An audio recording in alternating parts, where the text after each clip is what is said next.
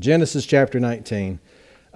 We left off the last time towards the end of Genesis chapter 19. I said we're going to take a look at a couple things with that. And there's something really interesting just in the wording there that I want us to make sure that we see.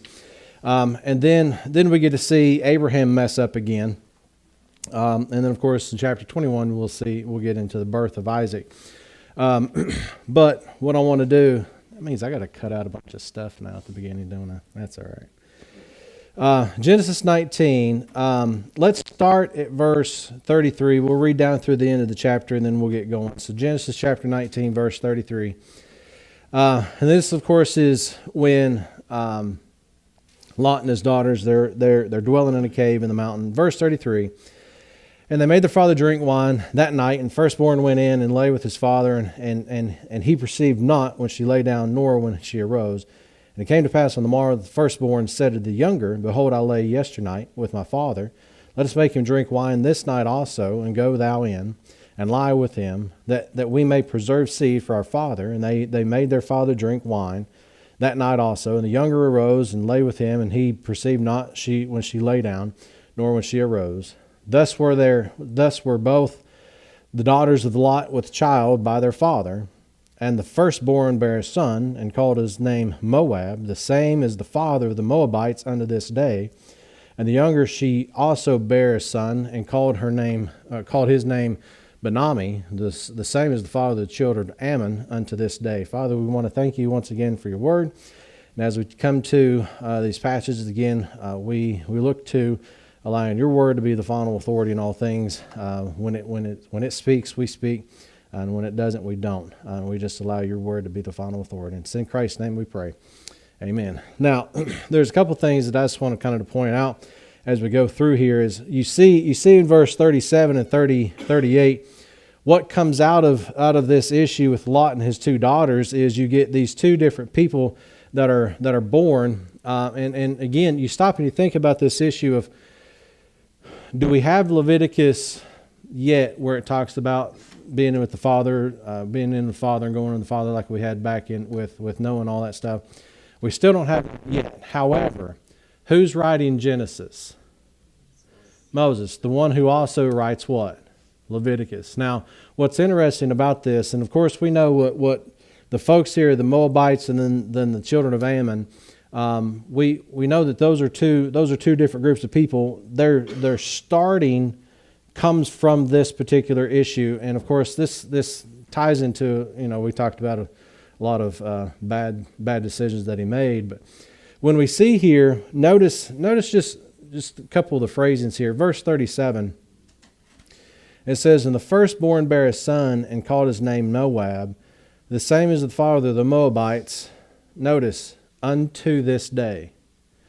So when we talk about this, we kind of mentioned this before, when Moses is writing this, he's not writing this from the perspective that it's taking place right there.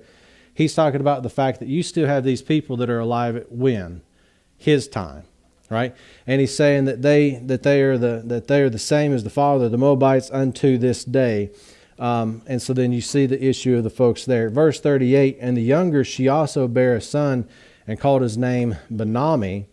The same as the father of the children of Ammon." Notice again, unto this day. And so then this is Moses writing about his history that he knows of, right? So it's not like he's writing this, okay, this is what's going on at this particular time. We talked about some of those things back with Lot and when he chose the land and all that stuff. Moses was writing this stuff from the perspective of it's history for him, like this is already done for him. And we've kind of talked about those things, but it's an interesting thing when you take a look at this, just that issue that he says that the same as the father of the Moabites and also the father of the children of Ammon, and both of those he's saying unto this day, which is taking them to the point where he actually is at that particular time when he's writing it. They're still there, they're still around. But where they come from this, what we would consider, and Leviticus would also consider as what? Something that shouldn't be done, right? And of course, Lot's there with his daughters, and they have children by their father. So when you take a look at that, also one of the things we kind of talked about, we kind of mentioned this Wednesday night as well, when we're here in Genesis, we've gone through and we've talked about different things and whatnot. Genesis chapter 12, what's God do? He calls out one person. And who's he dealing with the rest of the world through is really that one person. Right? And we talked about that, and we were dealing with those things. So when he calls out Abram, the rest of the world is considered still what? Because they were all Gentiles to begin with, right? We kind of talked about the idea of, we often look at the Bible as God's interrupting the prophetic program with what he's doing today.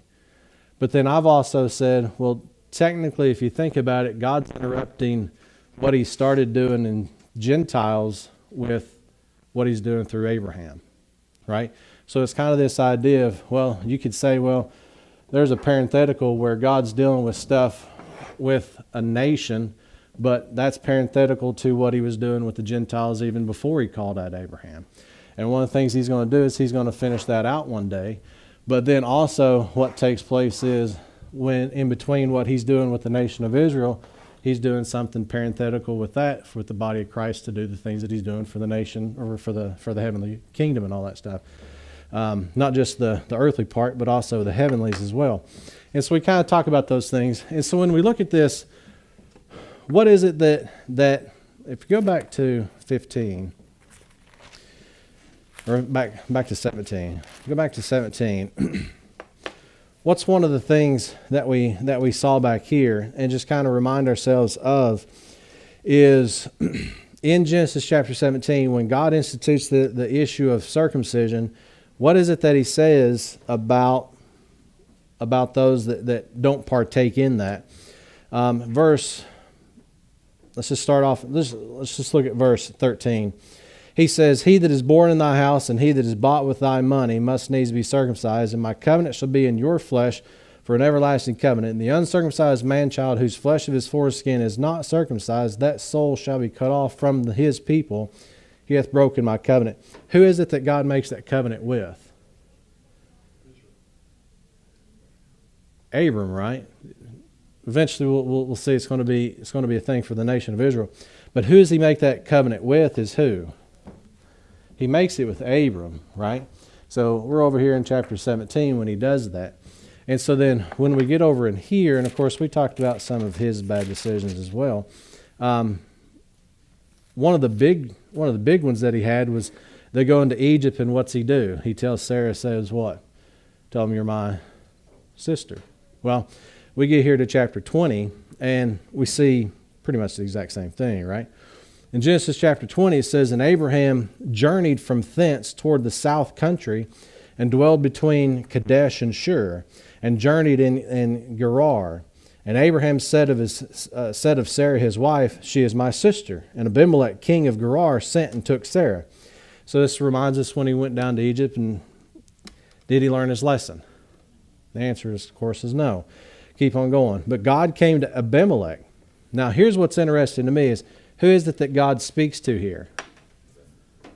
He's talking to Abimelech. Well, when we see this, who is Abimelech? He's the king of Gerar. So he sends for Sarah because obviously there's something about her that he finds appealing. But verse 3, but God came to Abimelech in a dream by night and said to him, behold, thou art but a dead man.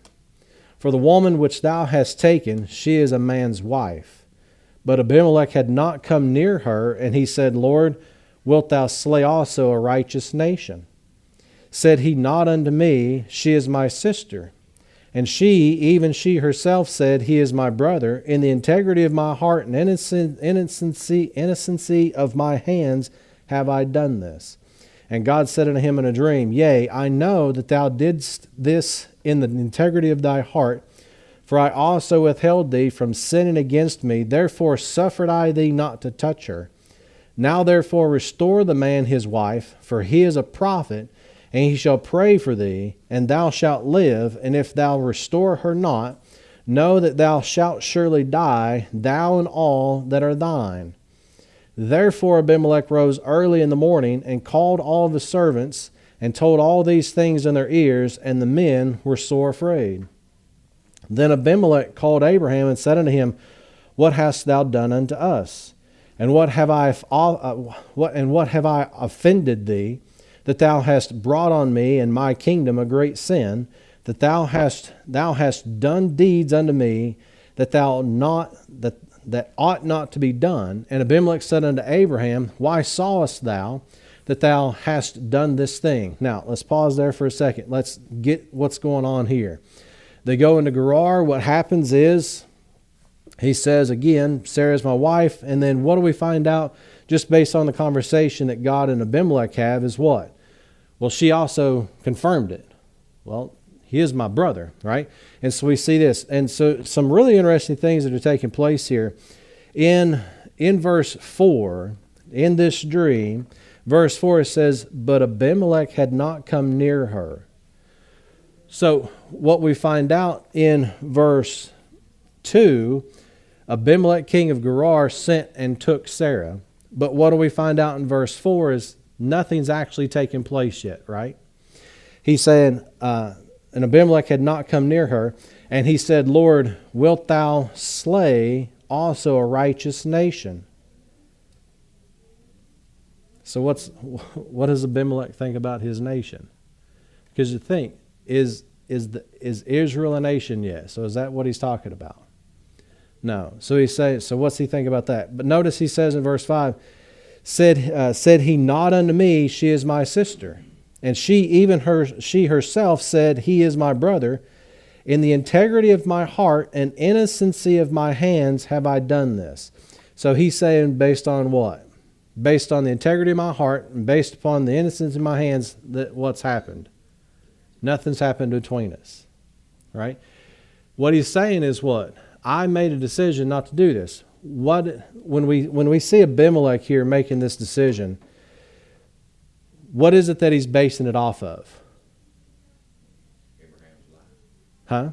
Abraham's life. But did he do anything with Sarah? No. So then he's not basing it off that. He's saying what? Because the integrity of my heart and the innocency of my hands, I've not gone in with her. Right? So why is it that he made that decision? He's not heard from God yet when he chose not to do anything. When he says that he did not come near her, he didn't do that after the dream, right? So there's something else here. And so it's just one of those things, just kind of throw that out. Think about that. He's saying what? The integrity of my heart and the innocency of my hands have I done this. Because of his choice. And the idea there is he's making a choice, right? Based on, he says, the integrity of my heart and the innocency of my hands, I've not come near her. So some reason that he made a choice not to do that. But that's before this dream actually comes in. Verse 6, and God said unto him in a dream, Yea, I know that thou didst this in the integrity of thy heart. So what's God telling him? I know that you have integrity. So somehow you've got this guy who's king of Gerar, who's not part of what God's doing through Abraham, but he knows something, right? So the idea that when you think about these folks back here, even before Abram, when everybody was Gentiles, did people know something about God? Absolutely. We read in Romans, he says this, right? So when we get over here, do we find out a little something about Abimelech, this particular king? There is some sort of integrity. He knows something, and he's making a decision not to partake for whatever reason. But the problem is did he take her? Yes. He took her. But he didn't go near her, right? And of course, there's some things that we can get into that. But he says, here you've got in this dream in verse 6, and God said unto him in a dream, Yea, I know that thou didst this in the integrity of thy heart. For I also withheld thee from sinning against me. Therefore suffered I thee not to touch her. So you stop and you think, does that mean that God overtook Abimelech's will and said, I'm not going to allow you to do this? No. Right? Huh? Never does that. So there's something here. How is it that Abimelech knows that this is something I shouldn't do? And here it says, God says what? For I also withheld thee from sinning against me, therefore suffered I thee not to touch her. That word suffered there has to do with what? I'm not allowing you to do it, right? So how is it that he did that? Well, Abimelech knows something about God. There's something in him that tells him that God exists and there's something there. And he made that choice based off of that. Did he have God's word to make the choice based off of? No. So you stop and you think about those things. Here you've got Abram, who God speaks to, and you see some of the decisions he made. Oh, here's one, a bad one again, right? And we see these people. Here you've got a guy who God's not speaking directly to until you get to this dream.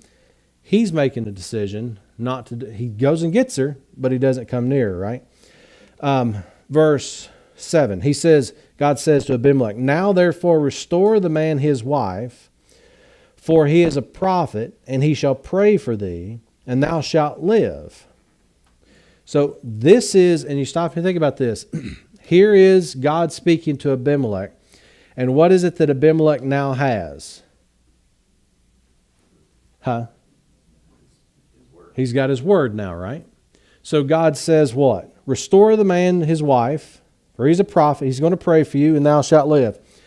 What is it that Abimelech now needs to do?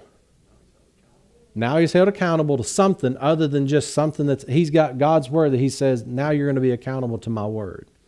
And he says what? If you do this, you shall live. And if thou restore her not, know thou that thou shalt surely die, thou and all that are thine. And he's telling him what? Here's my word. Here's what you got to do. Abimelech, by faith, needs to do what? Give Sarah back. And notice, if he does it, there's a clear consequence to both of those if he does and if he doesn't. Verse 8, therefore Abimelech rose early in the morning. To me, that's one of those, you get this, he's got this sense of urgency, right? He said he rose early in the morning and called all his servants and told all these things in the ears, and the men were sore afraid. Now, why would the men be sore afraid? So when God says, if you don't, then what's going to happen? Thou shalt surely die, thou and all that are thine. These servants now realize what? We're part of the thine. And if you don't do this, what's going to happen?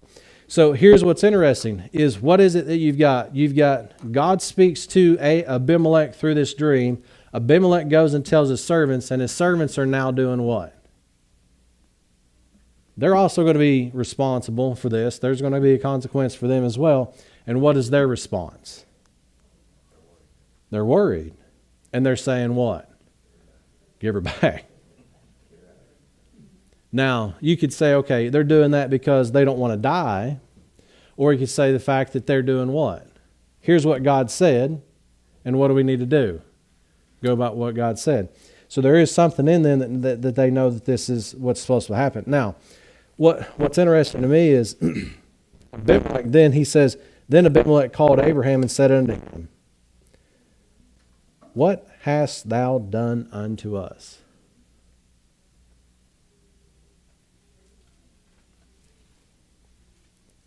Who's this fall back on? Abraham.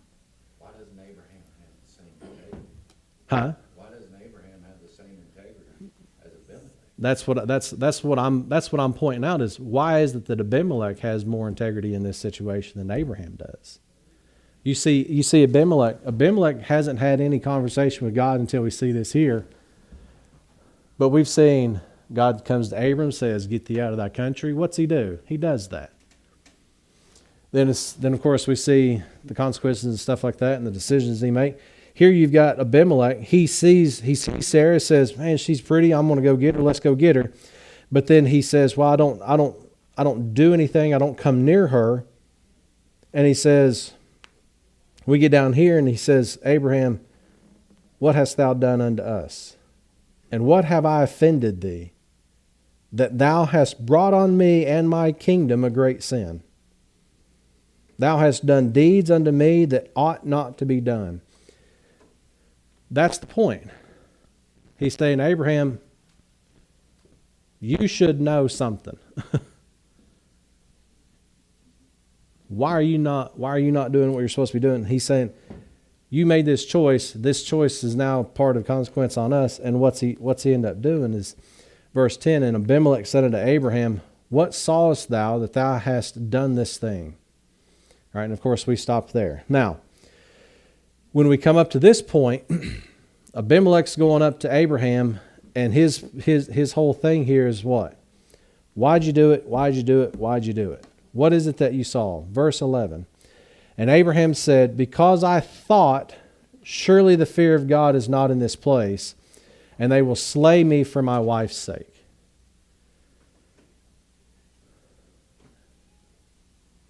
Now, he is. But notice, verse 11, he gives us the problem, right? Abraham said, because I what? Because I thought. How did he make this decision? They go into Gerar, and how is it he makes this decision? It's not based on any verses or any scripture. He says, because I thought, surely the fear of God is not in this place, and they will slay me for my wife's sake. What is it that we find out a little bit about Abimelech and his kingdom at this particular point? Is Abraham's got this idea. Verse 12, and yet indeed she is my sister. She is the daughter of my father, but not the daughter of my mother, and she became my wife. So, is she his sister? She's not available. That's the big difference, right? But when you look at this, so when he goes down to Egypt and says, tell him you're my sister, was he lying? No. When they go in here to Gerar and he says, tell him you're my sister, is he lying? No. So when you look at this, there's some problems there, but the idea is, what's he do? She is my sister. She is the daughter of my father, but not the daughter of my mother, and she became my wife. The fact is that she wasn't available either time, right? And of course, that's what we're bringing up there. Verse 13, and it came to pass when God caused me to wander from my father's house, that I said unto her, this is thy kindness, which thou shalt show unto me at every place whither we shall come, say of me, he is my brother.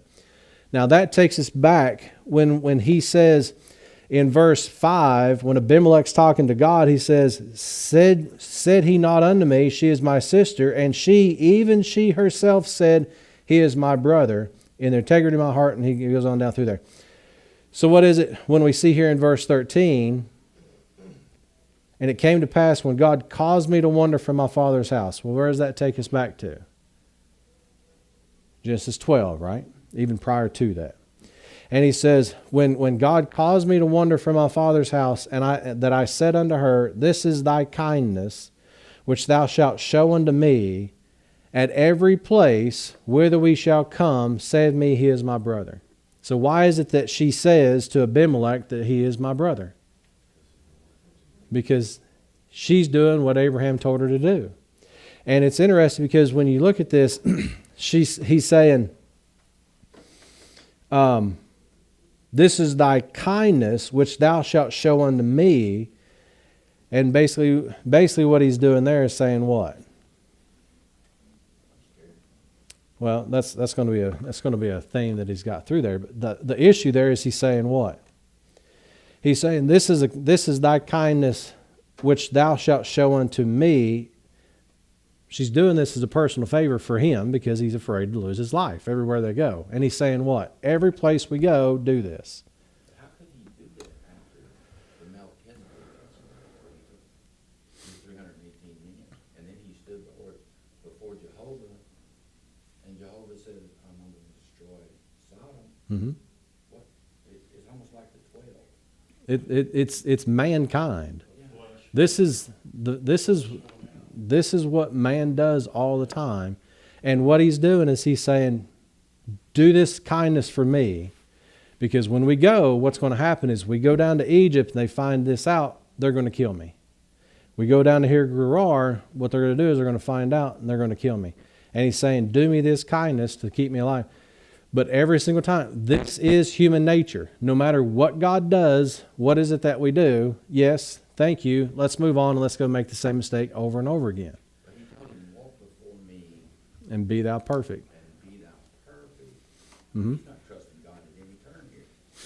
He does from time to time, but not overall. I mean, he leaves when he says leave, right? So he does what God says in certain instances. But there's times you're just like you're not consistent. It baffles me. Yeah. But I mean, here's the idea though. What do we know about Abraham? He's the father of many nations. God's going to make him that. He had to. He promised him that he's going to. So no matter what Abraham does, what's his future? You are the father of many nations. Because I've made you. And it's not I'm going to. But yet in his daily existence, he's a human being and his flesh wins out sometimes. Every single time. With every other human being.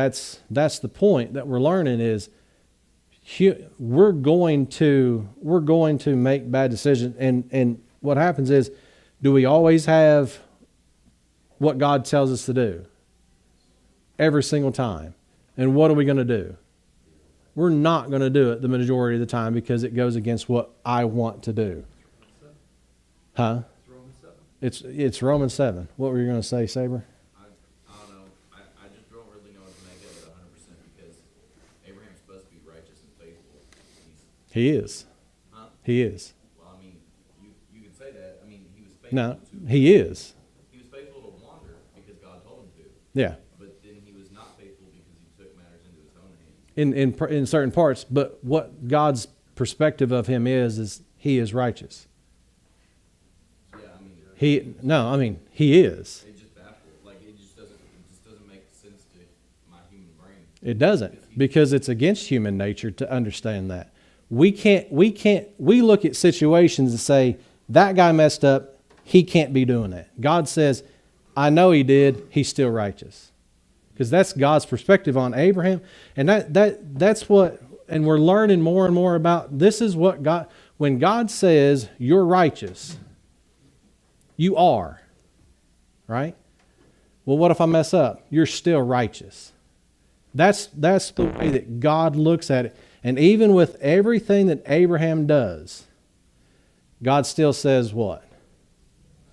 In fact, go over, hang on, hold that thought. Go over to Romans 4. It's like it's been elected to a position. Well, no, it, What he does, he's like the president of the U.S. He's the president, even though he's what he is. yeah, but I mean, when you look at that, there's some really interesting things when you look at this.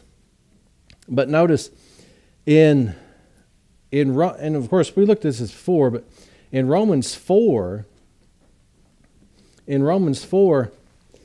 and again for us we look at this and we're like, how's this even possible? But in Romans chapter 4, we see this over and over and over again. Let's look at. I'm trying to think of a really good place to jump in on this.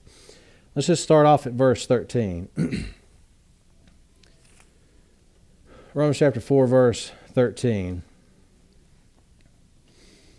For the promise that he should be the heir of the world was not to Abraham and to his seed through the law, but through the righteousness of faith. Now, stop there for a second. For the seed that he should be the heir of the world was not to Abraham or to his seed through the law, but through the righteousness of faith.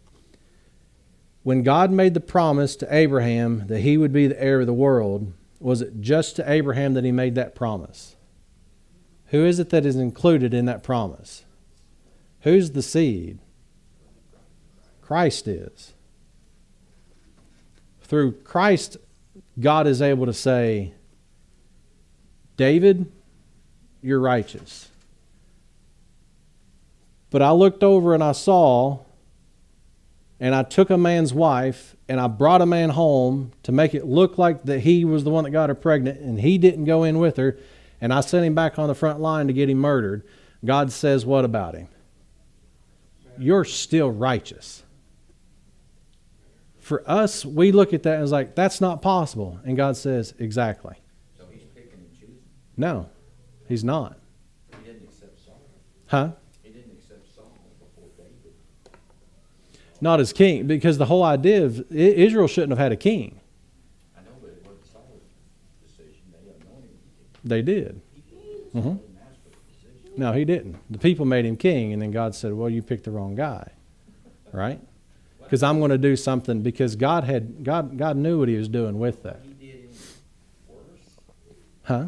Was what he did any worse than what David did? Well, that as far as no, I wouldn't say that would matter, because what's worse? All sins the same, right? David's heart was different than Saul's. The heart was the issue. Heart was totally different. Yeah, the heart was the issue. His heart, whether his actions And also, showed his heart were. The heart was the issue. you know, once he imputed righteousness to Abraham in the Took everything beginning he had. because of his faith and his obedience, He took his that's kids. what he became despite any mistakes. Yeah. He became what God imputed to his account, and that's what he is through his mistakes. That's how it's been. Because of the connection to the seed. The seed's the issue. Right. And since we're connected to the seed, we have that as well. None of it would have happened had Abraham not obeyed by faith when he originally told him to get out of that country, right? Yeah. So it's not as if it was a supernatural election. It was No. him giving him an opportunity. He gave him an opportunity, and Abraham got up and left. So I fully understand righteousness through faith in believing in Jesus Christ. Like, that makes sense, right? Jesus is perfect. Mhm. I understand how we're righteous through Jesus' blood and the faith of Jesus, right? Like, that makes perfect sense. But stating that Abraham was righteous, I don't understand, because, like, Jesus was righteous because he was perfect. Mhm. And we're righteous because Jesus was perfect, Yeah. because he died for us. Yeah. But Abraham, even though he did walk in faith, sometimes he didn't other times. Mhm. And so, I don't know what you mean by his righteousness, because to me, righteousness means being right. And like, I obviously see wrong decisions being made by Abraham. And I don't, you guys are saying it's by his heart, but he didn't choose to tell Sarah to call him her brother for a good reason. No. He did it for his self-preservation. Self-preservation. Yeah. So he wasn't righteous in the heart there either. So what, I guess to follow up what Dad's saying, like, is God just deeming his actions righteous? Like, what do you mean by he's righteous? No, Is he the moment God says leave and he left, he did that by faith, and God says you're righteous. At that moment in time, and he's righteous from then on.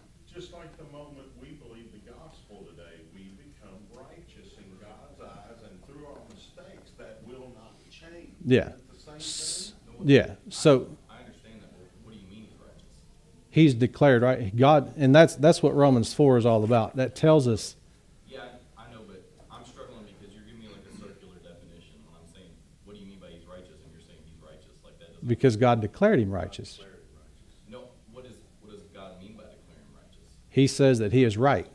That doesn't mean he makes right decisions all the time, but in God's mind, he is perfect and he's right. So he is making right decisions all the time. No. I don't, you're not making any sense. Well, being righteous isn't acts you do. It's something that's imputed to you. And so when God declares him, in fact, in Romans 4, when he says that he is declared righteous, he says you are righteous. That's when God says you're righteous.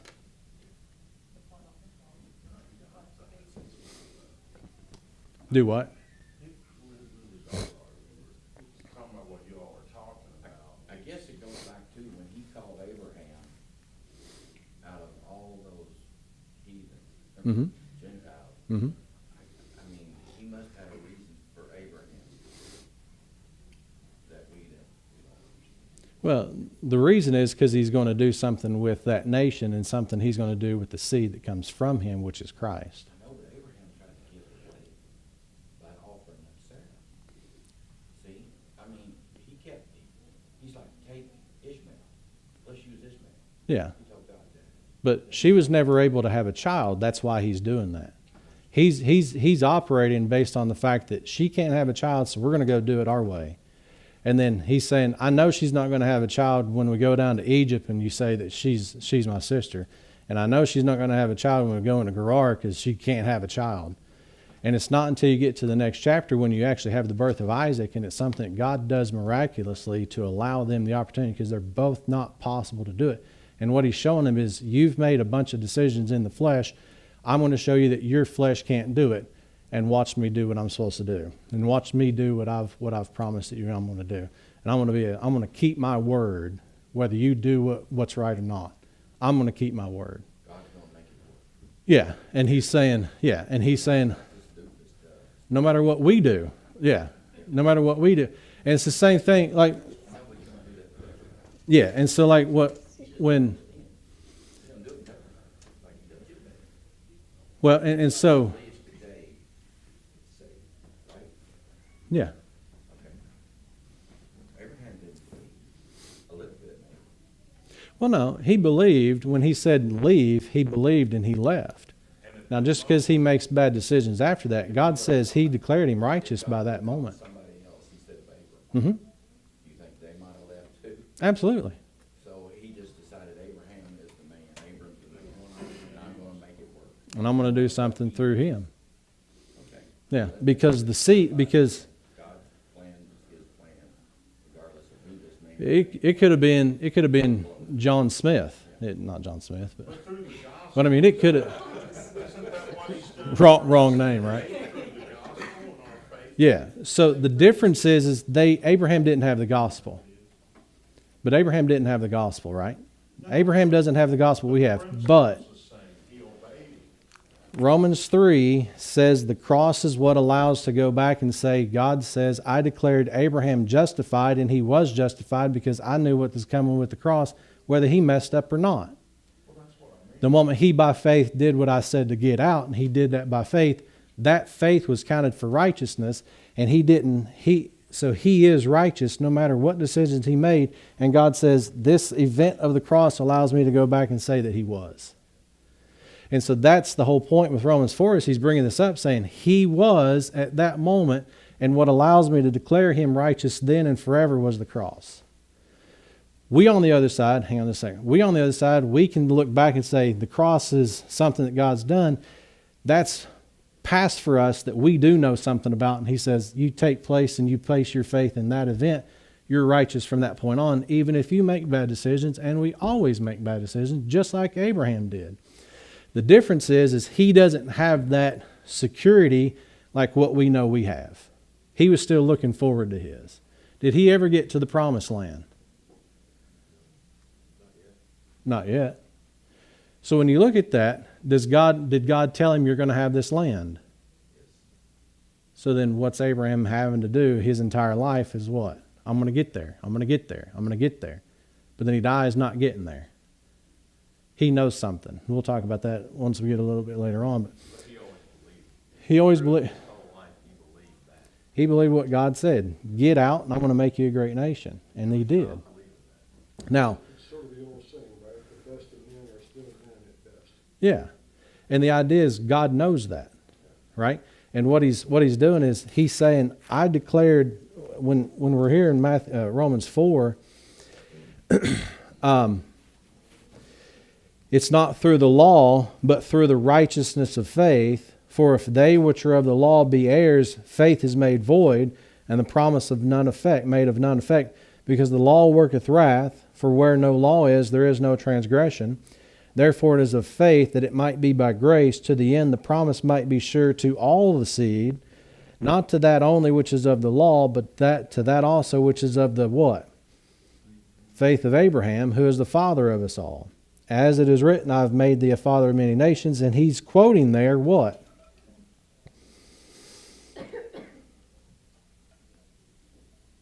He's quoting Genesis chapter 17, chapter 12, and chapter 15. You see in the next verse there, who against hope believed in hope that he might become the father of many nations, according to that which was spoken, so shall thy seed be. And what's interesting is, and being not weak in faith, he considered not his own body now dead when he was about 100 years old, neither yet the deadness of Sarah's womb. That's where we are in Genesis. They're both incapable of producing a child at this point. We've already seen one that he produced. But what God did is he waited in this point. What does God say about Abraham?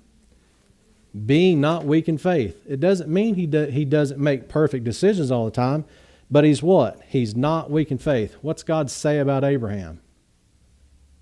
He's not weak in faith. That's what God says about him. We look at it and say, man, he messed up. God says, yeah, he's not weak in faith. And then we look at verse 20, it says, and he staggered not at the promise of God. We look at that and say, well, he messed up. God says what? He staggered not at my promise. That's the way God looks at it. We look at it and we say, man, but God says what? I declared him righteous. He's righteous. He's perfect from that day forward because he trusted my word. And we look at that and say, well, that's easy for us because we know the cross. He didn't know it. But what a lot of people do is they'll come along and say, well, Abraham knew that the cross was coming. He had no clue about it. He had no understanding about it. And we'll get to that once we get over there. But he did know God. He knew God. God called him out. He did. He helped him win the battle Mhm. with his 300. He stood before Solomon. Mhm. Solomon. Mhm. Come on. He knew who. He knew who God was. He knew who he was. And he knew God said, get out and go. I know. And he did. And so God knew all of that. And in spite of all the mistakes that we look at and say, look at what he did, God says what? He wasn't weak in faith and he staggered not at the promise. So you think, No, you're fine. Abimelech had more integrity than Abraham? Integrity possibly, but faith, no. Well, I know. Well, yeah. Yeah. He did have faith to have it in. Well, he showed faith after God showed up to him. Because faith is taking God at his word, right? He didn't go into it. Mm-hmm. So he had integrity there. Yes. And then God speaks to him and he says, guys, we need to let her go. So is And that was by faith that he did that. the covenants with Abraham, Mm-hmm. you can only be saved under that covenant. Mm-hmm. So is Abimelech lost? I would say because he did what God told him to do by faith and he gave back and he blessed, I would say he would have blessed that and said, okay, we're going to give you back. Now he starts off and says, what? Why'd you do this to us? Yeah. Why'd you put this on us? Why'd you bring this sin into my city and my kingdom? But the idea is, what did he do? God says, take her back. And what did he do? He took her back.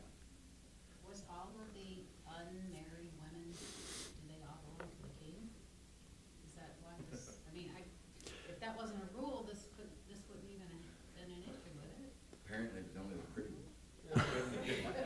I think the king can take whatever they want. I think that in the kingdoms would have been differently. I mean, however Abimelech ran it, right? It could have been however he ran it. That's what it would have been. But Abraham knew something about how they would do things in Egypt. He knew something about how these folks in Gerar would react and all that stuff. And that's why he says, whenever we go somewhere else, tell him you're my sister. And he's not lying by doing that because they are brother and sister by the dad. But when we look at this is why I think this stuff is so important for us to be able to talk about and discuss, because we look at this and we say, Abraham messes up and messes up and messes up and messes up. And notice, go back to Genesis chapter 20. And here's why I think, to answer your question, Mark, with Abimelech, notice what happens after he goes in and says, why'd you do this? Why'd you do this? Why'd you do this? In verse, and Abraham explains why she said what she said in Genesis 20:14. And Abimelech took sheep and oxen and men servants and women servants and did what? Gave them unto Abraham and restored him Sarah his wife. Now what is it that Abimelech just did? He blessed the nation of Israel. Now what's God say in Genesis chapter 12? He says, I will bless them that what? Bless you. What did Abimelech just do? He blessed Abraham. What is it that God's going to do to Abimelech now? Notice. And Sarah, and unto Sarah he said, Behold, I have given thy brother 1,000 pieces of silver. Behold, he is to thee a covering of the eyes unto all that are with thee and with all other. Thus she was reproved. So Abraham prayed unto God, and God healed Abimelech and his wife and his maidservants, and they bare children. For the Lord had fast closed up all the wombs of the house of Abimelech because of Sarah, Abraham's wife. When you take a look at that, what did God do in response to Abimelech? Blessed him. Why was he mad at Abimelech? Huh? How was he mad at Abimelech? Well, what did he say? He was as much in the dark on this thing. He was. But when we look at that, and he says what? Verse 18, for the Lord had fast closed up all the wombs of the house of Abimelech because of Sarah, Abraham's wife. So what did he do? He undid that, right? But he was still clearly mad at Abimelech, and that's why he did it in the first place. That's why he did it. The curse because he cursed them. Yeah, But it was that was the idea. Mm-hmm. Sin exists no matter if you know about it or not. It would still be a sin, even if you didn't know. he didn't commit sin. It's weird. That's why you're not. Right? Yeah. But still, Abraham was the cause of all of it. He was the one that said, all right, you can have it. He didn't step in and say, Well, this is my wife. He Could have. he didn't say you could have her. Huh? He didn't say he could have her. What'd he say? That was kind of implied, right? He just said, "Tell him you're my sister." I feel like we're playing with words now, like that was implied. Well, that's what it says though. No, but my problem is, what was he scared of? He's got his promise from God, and he's already made this arrangement with her everywhere we go. Because he knows something about the folks in Gerar, and he knew something about the folks in Egypt. However they ran their kingdom, he knew something about them. And he said, what I want you to do is when we go there, tell him you're my sister. I don't know why. He knows something that I don't know. Abimelech pretty much insulted Abraham and saying, Why'd you do this? Yeah, why are you doing this? yeah, You know, he's pretty much throwing insults at him. yeah. And then God says, Abraham's got to pray for you, Abimelech. Now, it's not, he doesn't say he's going to have to. He says he will I know. when you do Why that. does Abraham get anything out of it? Because he's the blessing. That's through whom the blessing goes. But he's the cause of the result. Absolutely, I agree with that. But that's who God says this is the blessing going through Abraham. That's who it's going to go through, and that's how I'm going to work through these people. And that's how God's going to work. What you got, David? Okay, but that's the issue. And back in chapter 12, God says, "Here's how I'm going to work." It's usually the same, they got the same type thing. And it's They got yeah. the same blessings. And we do, and again, us too. Like we're Abraham. We make mistakes, and God says you're righteous. That's my point, right? That's tough for us to get, but that's what God says. But it's after the cross. Yeah, So we're after. but God knew the cross, Right, he knew it was coming. so that So he could look forward to the crowd. he He couldn't look forward. they couldn't look forward because they didn't know, but God looked forward and said, "I know that's coming. That's what's going to allow me to do this." And it's not revealed until you get to Romans 3, and God says, "Here's where it is." What you got? I think the small stumbling block that I run into is like in Romans 4, he compares Jesus to Abraham, but the problem is Jesus was actually perfect, where Abraham was not weak in faith, I don't- which implies that he's not perfect in faith. I don't see that he compares Jesus and Abraham in Romans 4. Well, I mean, righteousness of faith, and I mean, he literally says Abraham, comma, the seed. And to a seed, yeah. I mean, so he uses Abraham. The promise was made to Abraham and everybody that came in his lineage. Yeah. And Christ would have been the one seed, but all those people are also included. No, I know, but he's saying Abraham and the seed through righteousness and faith, right? Like he makes a comparison between Christ and Abraham in that verse, and like that's where the stumbling block comes from because Christ was obviously perfect and Abraham obviously wasn't. So I think that's just Now, the issue there in Romans 4:13 is it's not by the law, but by righteousness of faith. yeah. So the promise of being heir of the world wasn't to Abraham or to his seed by the law. That's what he's bringing up there. He's not comparing Christ and Abraham. He's comparing the law and righteousness of faith. He's comparing those two issues. And I think that's what I'm trying to say. Maybe I'm not articulating it perfectly, but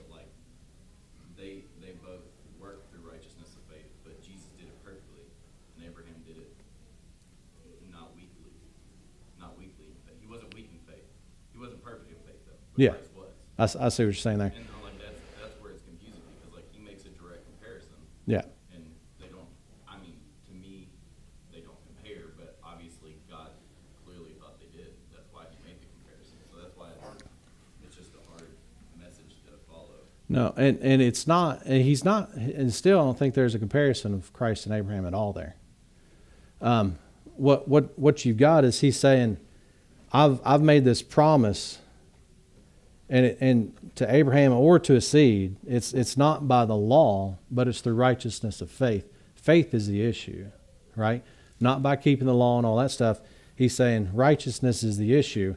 And the reason that Abraham is righteous is because Christ was. And you don't see that until the chapter right before this, and that's what God reveals. Before that, we didn't know that.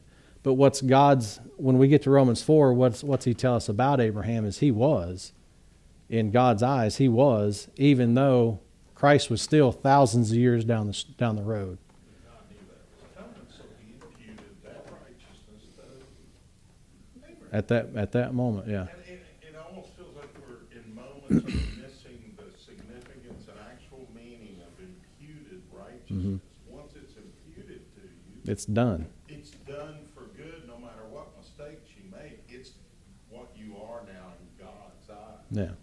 That's who you I are, think no that's matter the what. point of all this, even with Abraham, right? Mm-hmm. But do you think that happened when he decided to leave his kin?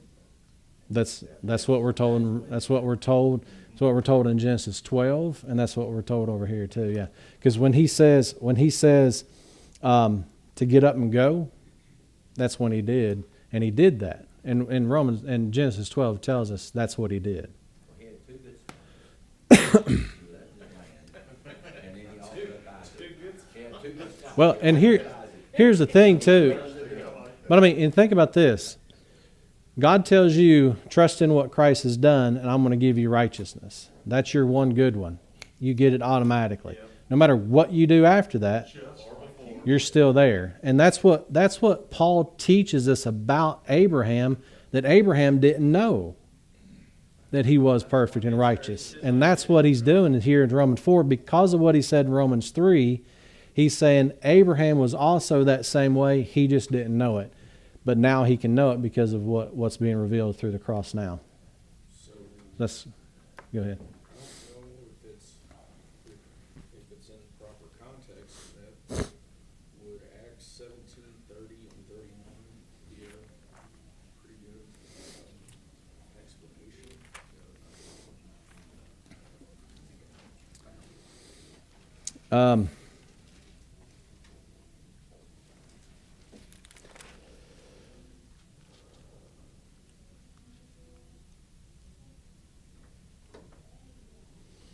I wouldn't think so. Just because the people that are doing things ignorantly they're doing it against God, not someone that would be declared righteous. Yeah, that's a good point though. Years ago, I heard like discussions about this, and I didn't understand. It was put to me at one time. I know it's not the same. But see, they were sealed too. Mm-hmm. Right. But in reality, they could say that at Second Advent, in a way they were. Mm-hmm. And I just, oh, no, that's not true, look, they gotta, I didn't understand scriptures, but, so I kinda look at it like this. Yes, we have information, we have the gospel, now we understand it, amen. But they were no more righteous to receive it than we are. Mm-hmm. Yeah, and that's we talked about that one Wednesday night, and I think a lot of times, especially over the last 26 years, I've seen stuff, and it's that point as well. People could lose their salvation in the Old Testament.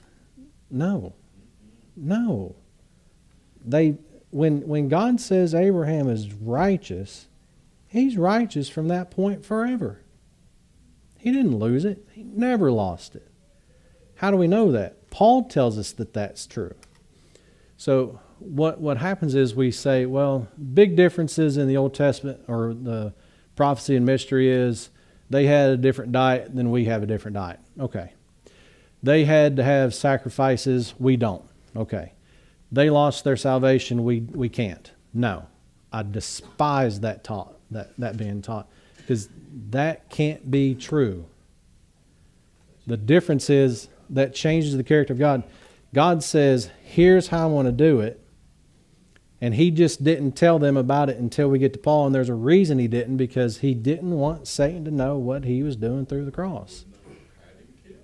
And so then that's the issue that God, in Romans 3, that's why Romans 3 allows us, and God tells us, here's why Abraham and David and all these people, Daniel and all these people back here, here's why why I'm able to say it. And he says, I'm just in saying that, because I was the one that set it all up to begin with. So you think Satan was looking at that, thinking differently? Yeah. I think he was looking at things and saying, well, I got Abraham messed up, so I got him. So what? Help. Because, my bad, go ahead. No, you're in the middle of thought. Go ahead. Oh, no, you're fine. No, you go. Say words. No, you. Say words. So, look, so tell me I'm What? wrong. God, What? tell me I'm wrong. God picked Tell me I'm wrong. God's just picking and choosing. No. In the Old Testament. Nope.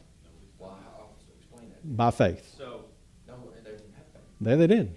Yeah, they did. I think Eric's got. When God says to Adam and Eve, don't eat this fruit, Yeah. they're now accountable to that word. Okay, but Abimelech had more integrity than Abraham. Okay, integrity's aside. That's not righteousness. Yeah. See, In, how do you make that work? integrity's different than righteousness. God says, I'm declaring you righteous. God chooses them made it to be work. righteous. He did it? Abraham could have said no. Yeah. Well, I guess what he's saying is God, assuming this is the first and only time God has ever spoken to Abimelech. When God did speak to Abimelech, Abimelech was faithful. Mm-hmm. Okay? He did by The faith. point is, like, why was Abraham spoken to by God more than Abimelech? Why wasn't Abimelech the original? It doesn't have to be Abimelech. Because- But because- the point is, the one time God spoke to Abimelech, he was faithful, right? Mhm. So And he could have messed up a whole bunch of times after that, right? maybe, But- the Bible doesn't say it. I'm just going off what's in the scripture. No. And so when we look at that, when God says here Abraham or Abram, Abraham could have said, no, I'm staying. Yeah. And he could have had somebody else, and he could have said, go, and they would have said, yes. That point, they're chosen. Do you think God actually was face to face with Abraham when he told him that? Absolutely, 100%. Okay. So he goes to Abraham and says, I'm going to give you this opportunity. Get out and go. Yeah, I know, but God didn't do anything by else. Well, because he didn't need to now, because he got Abraham. Abraham said yes. So he doesn't need somebody else. Gives him a leg up. Which leads back to the original question of, like, did he just pick and choose Abraham? Yeah. Because, I mean, it sounds like you're saying yeah, but also saying no. I just don't see, like I said, Abimelech, the only time in the Bible he was talked to by God, he was faithful. Yeah. So, but he still picked Abraham over Abimelech. It's all to do with the purpose that God had for him, though, right? I mean, he had a much wider, broader, bigger purpose for Abraham and a plan. So he spoke to him more, right?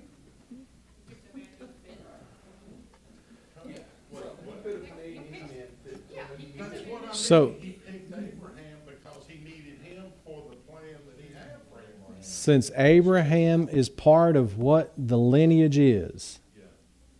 he picks Abraham. Had Abraham said no, down the road he could have gone to Abimelech. And Abimelech could have been the father of all nations. But because Abraham said, yes, I will, But he was the only one he talked to. we don't know that. Well, and like you said, he stood before, you believe he stood right before Mhm. Abram and said, all right, man, that's what we're gonna do. Yeah. And Abram's like, you're God, I'm gonna do it. Yeah. And that's what he does. Yeah. That's what he does. He don't have no trust in God.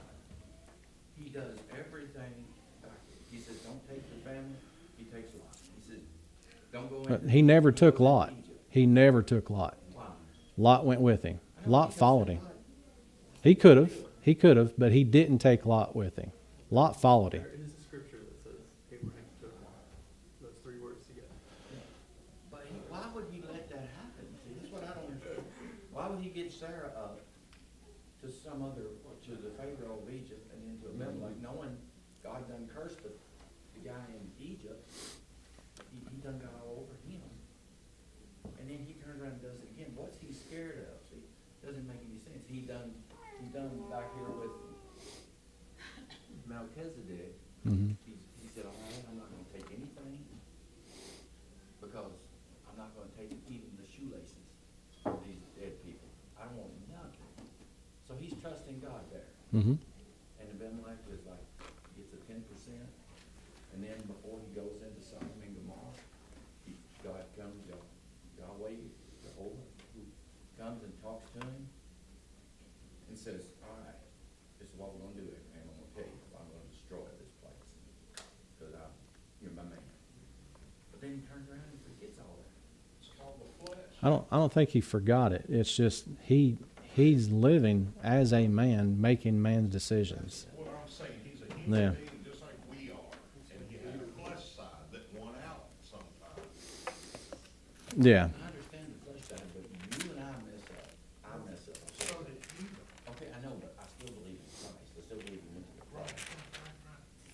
I believe that he took care of all. We are the But it's like Abraham forgot that. Well, and we do the same thing. No, we still do the same thing. No, because we still do the same thing. We're going to make mistakes.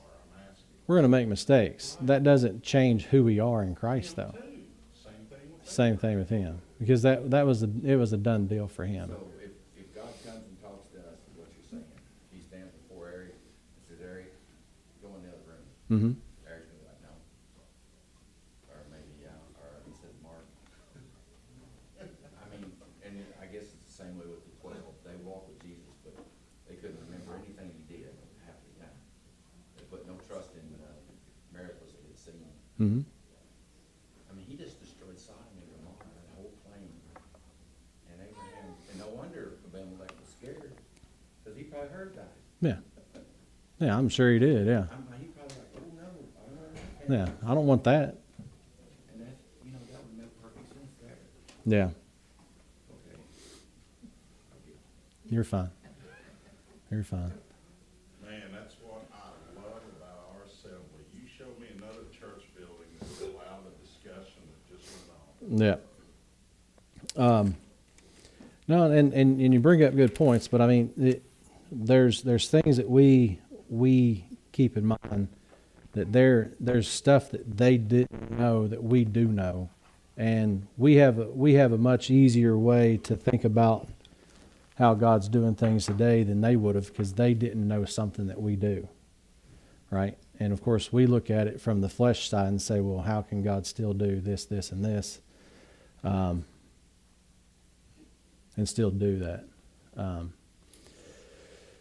But again, I look at this and say, what do we learn from this is he's declared righteous in Genesis 12, and he's righteous forever, no matter what. It's the foolish things. Even though he makes bad decisions, yeah. All right. Not yet, buddy. Take it easy. Coffee, tea, some snacks back there. He just wants to get up here and yell. So, all right.